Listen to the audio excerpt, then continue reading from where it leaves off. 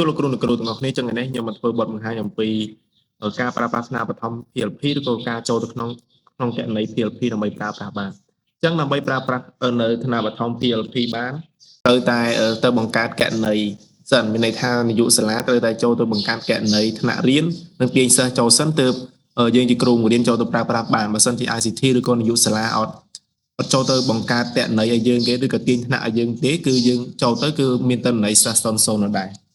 បាទអញ្ចឹងសម្រាប់បទបង្ហាញនេះគឺយើងមាន4សំខាន់ទី1គឺការចូលទៅប្រើប្រាស់ថ្នាបឋមទី2ការទាញតន័យគ្រប់គ្រងសាលារៀនឬក៏នាយកសាលា ICT ទី3ការបង្កើតថ្នាក់រៀននិងទាញសិស្សចូលថ្នាក់និងទី4ការប្រើប្រាស់ថ្នាបឋមរបស់គ្រូបង្រៀនអញ្ចឹងដើម្បីប្រើប្រាស់បានខ្ញុំផ្ទាល់តែម្ដងដើម្បីលោកគ្រូនិងគ្រូទាំងអស់គ្នាស្រួលមើលបាទឆ្លាញ់ខ្ញុំទម្លាក់ជូនដល់លោកគ្រូមើលតាមក្រៅអញ្ចឹងដំបូងយើងចូលមកក្នុង website បែបនេះហើយយើងចូលទៅក្នុងប្រើប្រាស់ប្រព័ន្ធបាទចឹងនៅពេលដែលយើងប្រើប្រាស់តាមប្រព័ន្ធរបស់ខ្ញុំនេះជាប់ឈ្មោះខ្ញុំស្រេចបាទគឺឈ្មោះ stock pendant នេះថាទី4ក៏ដូចលោកគ្រូឃើញអញ្ចឹងដើម្បីប្រើប្រាស់បានយើងត្រូវតែទៅគ្រប់គ្រងគណនីសាលារៀនយើងសិនបាទនេះន័យថានាយកសាលាមានតែនាយកសាលា ICT ទេអញ្ចឹងបើសិនជាយើងអាចទៅចូលជំនួសគាត់ក៏បានដែរបាទអញ្ចឹងយើងអាចចូលទៅកន្លែងថ្នាក់គ្រប់គ្រងសាលារៀនទៅអញ្ចឹងដោយសារតែរបស់ខ្ញុំនេះជាប់បាន log in អីចឹងខ្ញុំធ្វើការចាក់ចេញវិញសិនចឹងនៅពេលដែលយើងចូលមកដំបូងគឺវាស្អាតបាទស្អាតបែបនេះខ្ញុំលុបឲ្យអស់អញ្ចឹងយើងអត់មានលេខកូដទេយើងរើសស្វែងរកគណនីសម្រាប់គ្រូហើយយើងចូលគណនីតាមកន្លែងគឺថាខ្ញុំនៅកំពង់ឆ្នាំងស្រុកខ្ញុំនៅជលគិរីសាលារៀនខ្ញុំគឺសាលារៀននៅបឋមសិក្សាបត់ត្រង់ហើយកន្លែងនេះលោកគ្រូត្រូវរើសនាយកសាលាមានន័យថាមានតែនាយកសាលាឬក៏ ICT នៅសាលាលោកគ្រូទេតែគាត់មានសិទ្ធិនៅក្នុងការទេសិស្សបានហ្នឹងទៅកន្លែងនេះទៅរើសនាយកសាលាជាមុនសិនហើយយើងចុចគ្រូមើលកន្លែងឈ្មោះប្រើប្រាស់នេះឃើញគេដាក់ថា director នេះបាទអញ្ចឹងគឺជា username ដែលយើងត្រូវប្រើនៅក្នុងសាលារៀនរបស់យើងអញ្ចឹងនៅពេលដែលចូលមកប៉ុណ្ណេះគឺវាជាប់ប៉ុណ្ណឹងហើយបាទហើយ password នេះយើងអាចបាយ director 123បាទប្រើគ្រប់គ្នាយើងអត់ទាន់ដូរណាហើយយើងចុចពាក្យថាចូលប្រព័ន្ធអញ្ចឹងបន្ទាប់ពីចូលប្រព័ន្ធមកវានឹងលោតព័ត៌មានបែបនេះអញ្ចឹងវាបង្ហាញចំនួនសិស្សហើយបន្តមកទៀតលោកគ្រូចុចនៅកន្លែងនេះដើម្បីមើលព័ត៌មានបន្ថែមអញ្ចឹងកន្លែងផ្ទាំងគ្រប់គ្រងព័ត៌មាននេះវាបង្ហាញចំណុចមានគ្រូបង្រៀនថ្នាក់និងសិស្សអញ្ចឹងដំបូងយើងអាចចុចពីលើគ្រូបង្រៀនអញ្ចឹងបើសិនជាលោកគ្រូចង់បន្ថែមគ្រូបង្រៀនអាចចុចកន្លែងពាក្យនេះបន្ថែមគ្រូមកហើយជ្រើសជាក់ស្ដែងមកការបច្ឆេទជ្រើសភេទនាមតកោនាមអីលោកគ្រូដាក់តាមនឹងមកកន្លែងគ្រូអត់មានអីច្រើនទេហើយនេះយើងមើលមកខ្ញុំគិតថាលោកគ្រូអាចបំពេញបានហើយយើងរើសតាមនឹងមកមាន1មាន2ហើយបើយើងសមត្ថភាពគណនីនេះយើងចង់ដូរក៏ដូរទៅបែបខ្ញុំ recommend ថាកុំឲ្យដូរយើងទុកសិនទៅបន្តមកទៀតយើងចុចនៅពេលយើងរើសហើយយើងចុចពីថានេះកន្លែង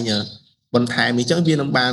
គ្រូបង្រៀនថ្មីហើយតែដោយសារខ្ញុំអត់ត្រូវបន្ថែមទេខ្ញុំអត់ចាំបាច់ទេឥឡូវខ្ញុំថយក្រោយវិញអញ្ចឹងអ្វីដែលខ្ញុំចង់បង្ហាញគឺថ្នាក់រៀនអញ្ចឹងរបស់យើងចូលមកដំបូងពេលខ្លះអាចនឹងមាន00ឬក៏មានថ្នាក់អត់មានសិស្សអញ្ចឹងដូចជារបស់ខ្ញុំនេះខ្ញុំបង្កើតសាកទេបាទនេះខ្ញុំបង្កើតមិញដើម្បីធ្វើ slide នេះខុសលុបអត់បានទេអញ្ចឹងលោកគ្រូចុចដល់កន្លែងថ្នាក់លោកគ្រូចុចបន្ថែមថ្នាក់រៀនអញ្ចឹងបន្ទាប់បន្ថែមថ្នាក់រៀនឈ្មោះថ្នាក់នេះយើងអាចវាយមកបាទឥឡូវខ្ញុំវាយថ្នាក់ទី2កោចុះបាទចូលបង្កើតហ្មងទៅកម្រិតថ្នាក់តើយើងចង់បង្កើតថ្នាក់ទីម៉ាននេះបង្កើតថ្នាក់ទី2ឈ្មោះគ្រូបង្រៀនបាទអញ្ចឹងវាជាប់ស្នាច់ដោយសារថ្នាក់ទីបង្រៀនឆ្នាំមុនជាប់លោកមានលោកគ្រូនៅសាលាខ្ញុំគាត់ឈ្មោះបាក់យិនស្រស់អញ្ចឹងខ្ញុំចុចមើលហ្មងហើយថ្នាក់អីដោយសារយើងបង្កើតថ្នាក់ទី2កោយើងដាក់កោមកបាទតាមភាសានេះយើងត្រូវដាក់របស់គេដែរចំនួនសិស្សជាក់ស្ដែងថយដាក់23អញ្ចឹងអូខេចំណាំ23យើងចុចបន្ថែមថ្នាក់មកហើយដាក់អ៊ីនធឺណិតយើងទៅមើលថាទៀតពេលនេះយើងឃើញថ្នាក់ទី2កោអញ្ចឹងទី2កោនេះអត់មានសិស្សទេគឺមាន0លើ23អញ្ចឹងធ្វើមិនដើម្បីនាំសិស្សបានទេលោកគ្រូចុចកន្លែងផ្ទាំងគ្រប់គ្រងវត្តមានបន្តទៀតហើយយើងទៅមើលពាក្យថាសិស្សបាទចុចទៅលើសិស្សហើយលោកគ្រូចុចកន្លែងពាក្យថាបន្ថែមសិស្សអញ្ចឹងនៅពេលបន្ថែមសិស្សវានឹងមានផ្ទាំងមួយទៀតគឺផ្ទាំងតម្រងនេះនឹងចុចតម្រងកន្លែងខាងលើនេះលោកគ្រូមិនអាចខ្វល់វាទេកុំប៉ះវាអីបាទយើងមើលតែកន្លែងនេះជ្រើសរើសកម្រិតថ្នាក់អញ្ចឹងដោយសារតែមិញថ្នាក់ទី2អញ្ចឹងសិស្សដែលយើងត្រូវនាំចូលកន្លែងនេះគឺសំខាន់មែនទែនគឺថ្នាក់ទី1មានន័យថាថ្នាក់ទី1ឆ្នាំមុនណាបាទយើងត្រូវនាំគាត់ចូលថ្នាក់ទី2ឥឡូវយើងចុចថ្នាក់ទី1មកអូខេអញ្ចឹងយើងចុចពាក្យថាអនុវត្តបាទអញ្ចឹងកន្លែងនេះវាឲ្យយើងរើសតែដោយសារតែថ្នាក់ទី1ហ្នឹងខ្ញុំបានទេហើយអញ្ចឹងវាអត់ឲ្យរើសទេឥឡូវខ្ញុំទៅដូរសិនឧទាហរណ៍ថាខ្ញុំរើសថ្នាក់ផ្សេងថ្នាក់ ទី6ដោយសារទី6ឆ្នាំមុនគាត់ជាប់ទស្សនៈទី7ខ្ញុំចុចអនុវត្តដល់ដែរអូខេអញ្ចឹងលោកគ្រូនៅឃើញឲ្យរើសទេបាទអញ្ចឹងយើងឲ្យចុចរើសមកឥឡូវយើងចុចរើសខ្ញុំចុចរើសមួយសោះកុំឲ្យពិបាកលុបបាទដោយសារតែវាជាប់សិស្សឆ្នាំមុនតមកទៀតយើងចុចលើកន្លែងរូបមនុស្សពីរហ្នឹងហើយតមកទៀតវាបង្ហាញផ្ទះបែបនេះអញ្ចឹងតើថ្នាក់សិស្សនេះសិស្សទី6វាពិតទៅរុញទី7តែខ្ញុំបង្ហាញលោកគ្រូអញ្ចឹងឥឡូវខ្ញុំចង់ដាក់ទី2កដោយសារទី2កយើងទៅបង្កើតមិញហ៎បាទអញ្ចឹងខ្ញុំចុចលើ2កមានសញ្ញាខៀវនេះយើងចុច Data កំណត់សិស្សអញ្ចឹងបាទឥឡូវសិស្សរបស់យើងបានបញ្ចូលរួចរាល់ហើយគ្រូចុចមកកន្លែងថ្នាក់មកបាទអញ្ចឹងយើងមកមើល2កអញ្ចឹង2កគឺនេះគឺចំនួនសិស្សដែលយើងបាន add មិញហ្នឹងសុំទោសឲ្យថ្នាក់រៀននេះ2កហ្នឹងគឺមានសិស្សចំនួនម្នាក់មិញបាទអញ្ចឹងប្រើប្រាស់ឬក៏ទាញតន័យបានអញ្ចឹងលោកគ្រូចុចកន្លែងគ្រូមកបាទចុចគ្រូបង្រៀនខ្ញុំមើលសិន